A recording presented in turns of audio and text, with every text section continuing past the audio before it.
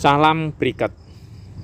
Pada video kali ini saya akan menjelaskan bagaimana proses blending yang benar agar menghasilkan briket yang berkualitas. Tapi sebelumnya silahkan simak yang satu ini.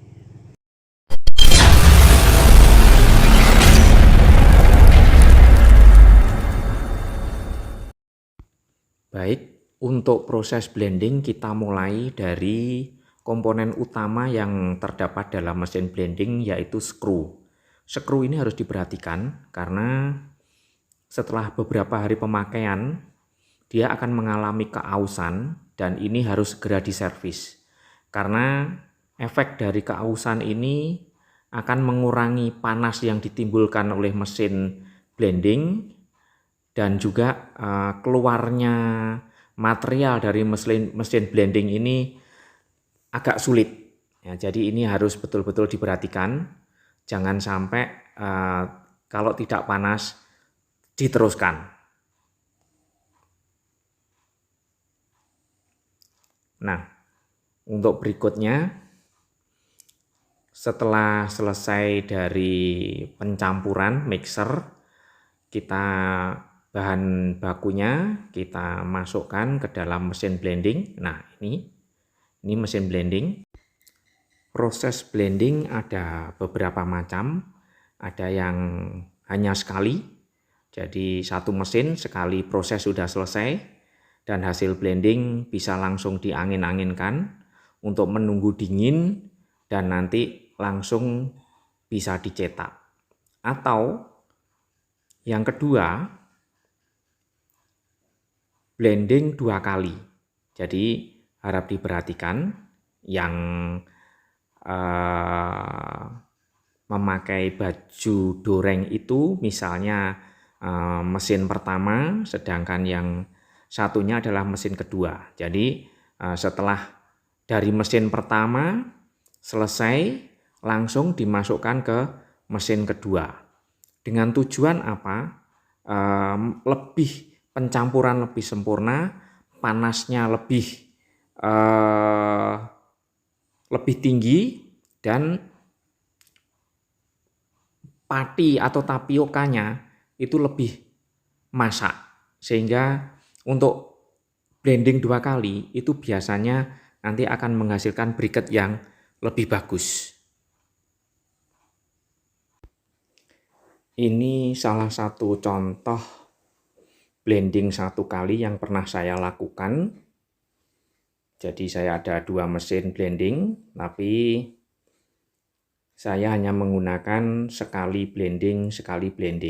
Dan efeknya di briket yang saya produksi kadang crack atau pecah, retak, kadang tidak. Jadi kalau yang betul-betul matang dia akan tidak retak, tapi kalau yang pencampuran kurang sempurna itu bisa mengakibatkan briketnya retak.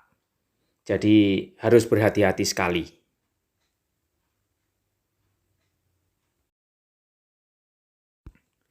Sedangkan yang ini adalah contoh dari blending yang 2 kali. Nah, ini hasilnya lebih molor lagi karena tapiokanya betul-betul masak dan matangnya itu merata. Jadi diharap diperhatikan panasnya. Jadi kita juga harus sering meraba apakah adonannya itu dari yang keluar dari blending itu betul-betul pulen atau tidak, kalis atau tidak. Sehingga di sini perlu untuk terus mengontrol dengan menggunakan tangan. Jadi harap diperhatikan. Dan panasnya tidak boleh terlalu tinggi ya. Jadi perkiraan antara 60 sampai 70 cukup. Karena kalau terlalu tinggi nanti penguapannya terlalu cepat. Itu tidak baik karena nanti yang menguap itu adalah permukaan dari hasil blending itu sedangkan dalamnya tidak. Lah itu nanti tidak bisa merata proses keringnya. Jadi itu betul-betul diperhatikan untuk suhunya, temperaturnya. Jangan terlalu panas. Sedangkan yang ini contoh dari blending dengan menggunakan satu mesin tapi dia bisa langsung 2 kali blending. Jadi mesinnya atas sama bawah. Jadi dari atas blending pertama, kemudian hasilnya langsung masuk ke mesin yang di bawahnya. Nah, ini dia langsung ya. Jadi tidak perlu dipindah dari mesin satu ke mesin kedua. Jadi ini mesin pertamanya ada di atas, mesin keduanya di bawah. Dan ujungnya ini juga keluarnya berbeda dengan yang saya miliki. Lah ini gepeng ya, agak gepeng. Ini dengan tujuan apa? Biar matangnya bisa lebih merata.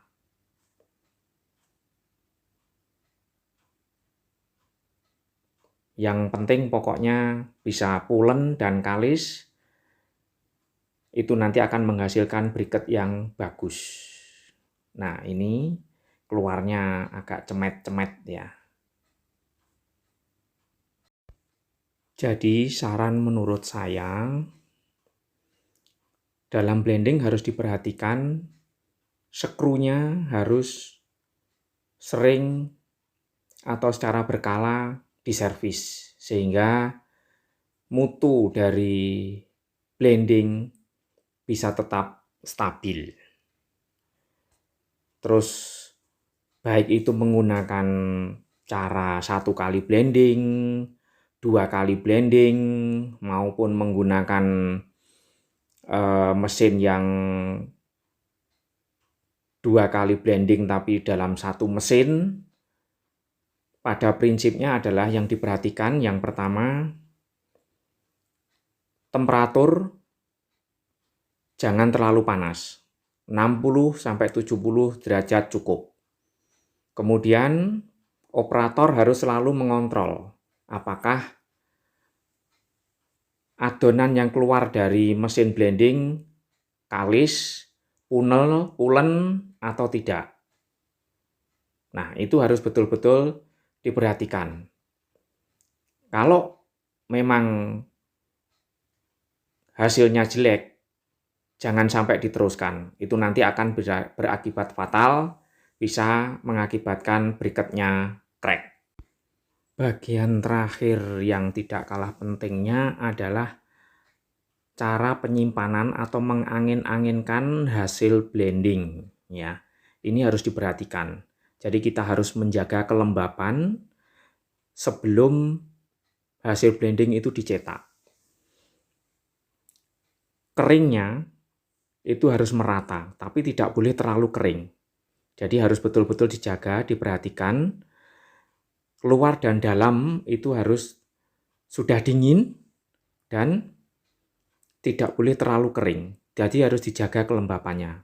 Kalau memang tempatnya terlalu banyak angin, maka kalau perlu ditutup dengan terpal, atau material hasil blending itu kita tumpuk.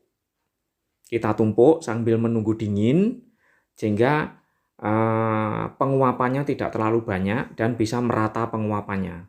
Tingkat kebasahannya antara luar dengan dalam itu merata, tidak sampai ada bagian luar saja yang terlalu kering. Itu nanti akan mengakibatkan briketnya itu bisa crack. Jadi itu video kali ini, semoga bermanfaat dan sampai ketemu di video berikutnya. Terima kasih.